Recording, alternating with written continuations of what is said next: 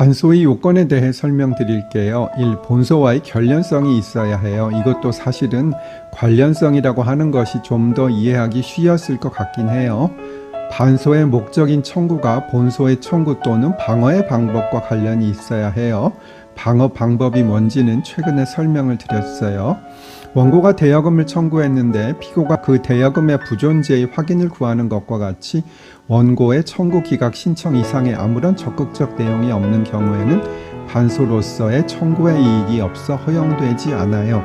그리고 반소의 목적이 된 청구가 다른 법원의 관할에 속하지는 않아야 해요.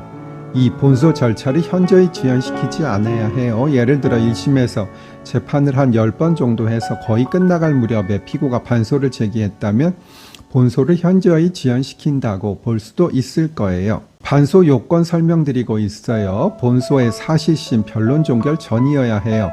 따라서 변론이 종결되고 나서는 반소를 제기할 수 없어요. 물론 반소가 적절하다고 생각하면 변론을 재개해서 같이 심리할 수는 있으나 보통 잘 받아주고 있지는 않아요. 4. 동종 절차에서 심판할 수 있고 다른 법원의 전속 관할이 아니어야 해요. 예를 들어 한 사건은 민사소송이고 다른 사건은 가사사건이라면 반소가 될 수 없는 거예요.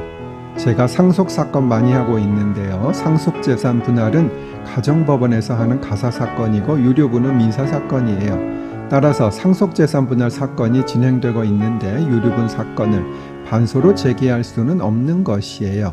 다음번에는 반소의 종류 설명드릴게요. 반소의 종류에는 단순 반소와 예비적 반소가 있어요. 단순 반소는 본소 청구가 받아들여지는지 여부와 관계없는 반소를 말해요. 일반적으로 이런 반소가 훨씬 많긴 해요. 예비적 반소는 조건부 반소라고 생각하시면 돼요. 즉 본소가 받아들여지는 것을 조건으로 하는 반소예요. 민사사건의 예를 들자면 원고가 매매대금 지급을 청구하고 있는 경우에 만약 본소가 받아들여질 경우를 대비하여 매매 목적물에 인도를 청구하는 경우를 들 수 있고요.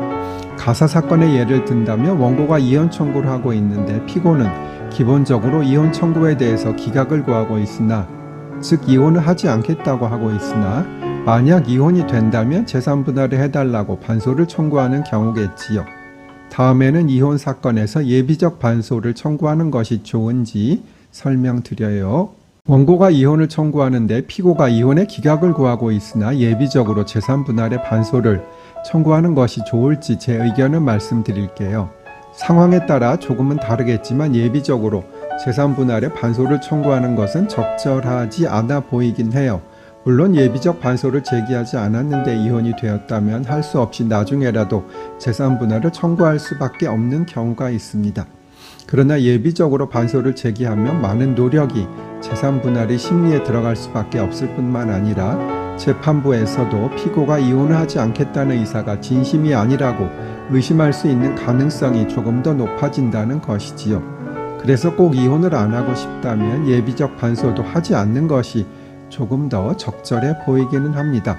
물론 이것은 사실관계에 따라 조금 달라질 수는 있겠습니다. 법률 공부를 많이 했으니 머리를 식힐 시간을 갖도록 하겠습니다. 제가 이번에는 밤 호박 양갱을 만들어 보았어요.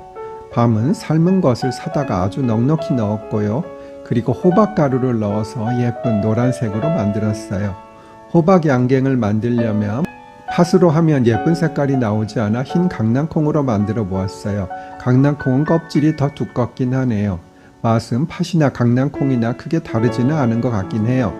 팥빵 안에 하얀 앙금이 있는 경우도 있는데 이게 사실은 흰 강낭콩이 아닌가 싶긴 해요. 혹시 틀렸으면 알려주세요. 제빵사 분들이나 아니면 주부 식단 여러분. 제가 만든 호박 밤 양갱 사진 올려드릴게요. 항상 맛있게 드셔주시는 정땡땡 변호사님 감사하고요. 항상 맛없어 보인다고 안 먹는 윤 과장은 얄미워요.